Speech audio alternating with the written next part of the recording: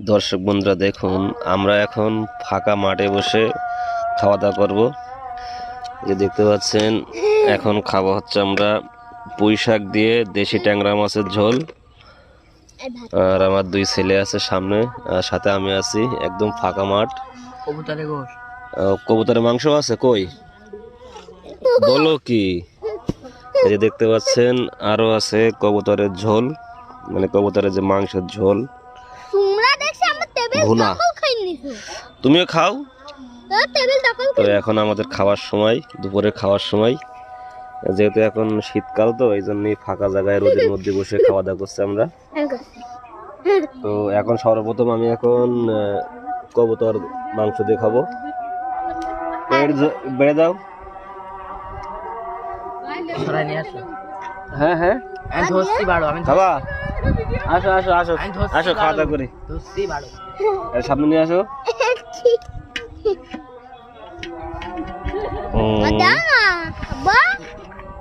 আমি একটু কলিজাটা খাই, তোমরা তো কলিজা খাও না, একটু ঝোল নেই।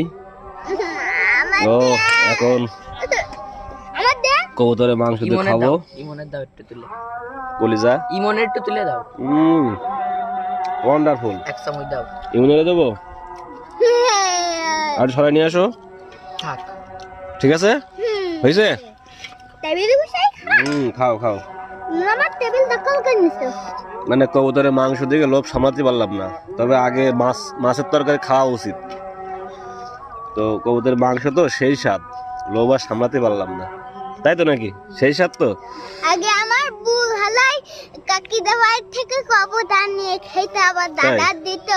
ও সেই স্বাদ, সেই স্বাদ। তুমি দেখো না, দোকানে বসে খেতে। তো আমার বড় ছেলে আবার প্রথম মাছ দিয়ে খাচ্ছে, তারপরে কবুতরের মাংস দিয়ে চুরবে। সেই স্বাদ, খাও। পরিবেশটা খুবই নিরিবিলি, সুন্দর পরিবেশ। আমরা বাসার সামনে আছি, রোদের মধ্যে খাওয়া দাওয়া করছি।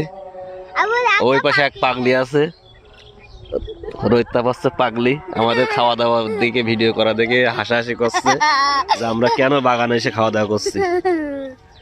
তো মাঠে বসে খাওয়ার মজা আলাদা। যারা খেয়েছেন তারা অবশ্যই কমেন্টে জানাবেন ফাঁকা মাঠে বসে খাওয়ার মজা কেমন।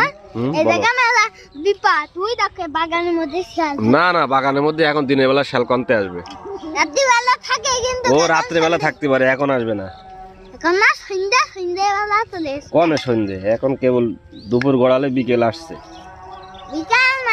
তো আমরা এই সব ভাত শেষ করতে পারবো তো? ইনশাল্লাহ ইনশাল্লাহ, আমরা 3 বাপ বেটা খেয়ে শেষ করে দেবো।